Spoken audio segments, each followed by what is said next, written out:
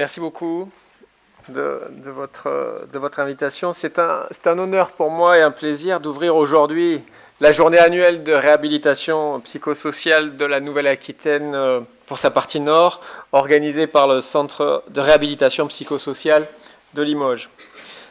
Cette rencontre constitue chaque année un moment important de dialogue entre professionnels, de partage d'initiatives innovantes, on le verra dès ce matin, et de réflexion collective, bien sûr.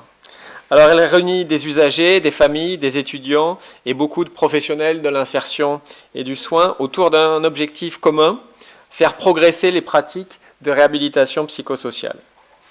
La thématique retenue cette année, faire avancer les pratiques grâce à la recherche en réhabilitation psychosociale, usagers, familles, étudiants, professionnels de l'insertion et du soin, comment chacun peut s'engager, illustre parfaitement la richesse des contributions attendues de tous les acteurs, car la réhabilitation, c'est l'affaire de tous les acteurs autour du patient.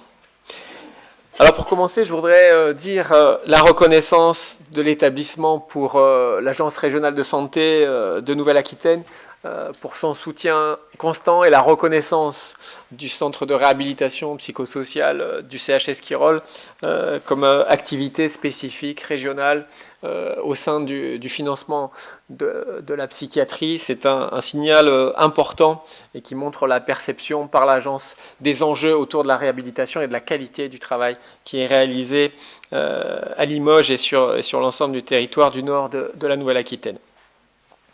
Un remerciement appuyé bien sûr au docteur Legros-Lafarge et à son équipe qui organise comme chaque année de façon très rigoureuse ce congrès pour que tout fonctionne pour le mieux et que les 200 congressistes qui sont présents aujourd'hui et qui viennent de différents départements vivent la meilleure expérience possible. Alors le programme de la matinée, il met en lumière des travaux de recherche innovants, je le disais, un protocole d'hypnose de groupe pour renforcer l'estime de soi, ce sera la première intervention de ce matin, une réflexion sur l'apathie et les risques psychosociaux, ou encore des résultats issus des recherches menées au sein de Créative. Ces thématiques, parmi d'autres, ouvrent des perspectives concrètes et prometteuses et elles feront l'objet d'échanges aussi entre professionnels qui nous donneront à réfléchir. Et puis l'après-midi, nous nous éparpillerons en 4 ateliers interactifs avec les directives anticipées en psychiatrie, un outil précieux et adaptable à chaque étape du parcours de soins. Et on sait que les directives anticipées sont toujours un sujet délicat dans le système de santé, mais plus encore en psychiatrie où elles sont un sujet moins naturel, si j'ose dire.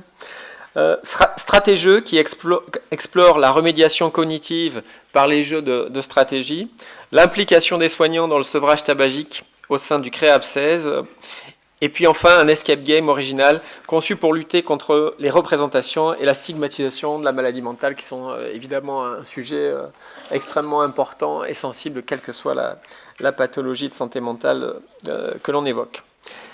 Alors la journée se clôturera par l'intervention du responsable du XR Lab 3IL de l'Université de Limoges, consacré à l'apport des technologies immersives XR dans la réadaptation fonctionnelle.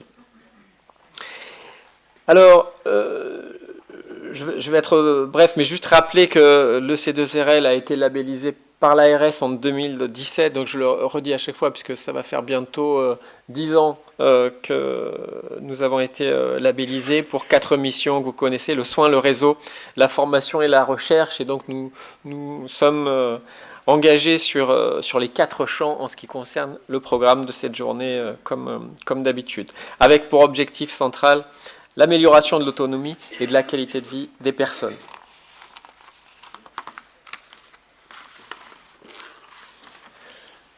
Et je rappelle rapidement qu'à l'échelle nationale, le dispositif s'articule avec le centre ressources de niveau 3 de Lyon du professeur Nicolas Franck.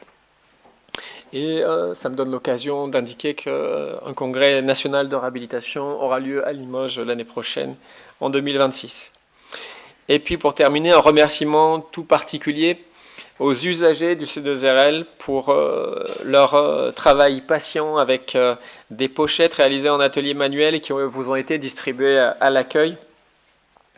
avec des objets confectionnés en impression 3D, donc dans le cadre du partenariat que j'évoquais tout à l'heure.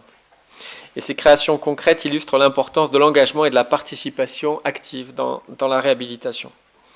Que cette journée permette à chacun de découvrir, d'apprendre et de s'inspirer des expériences partagées, que les échanges contribuent à faire progresser encore la réhabilitation psychosociale au service des personnes concernées. C'est pour ça que nous sommes là, ici, aujourd'hui. Merci beaucoup, je vous remercie.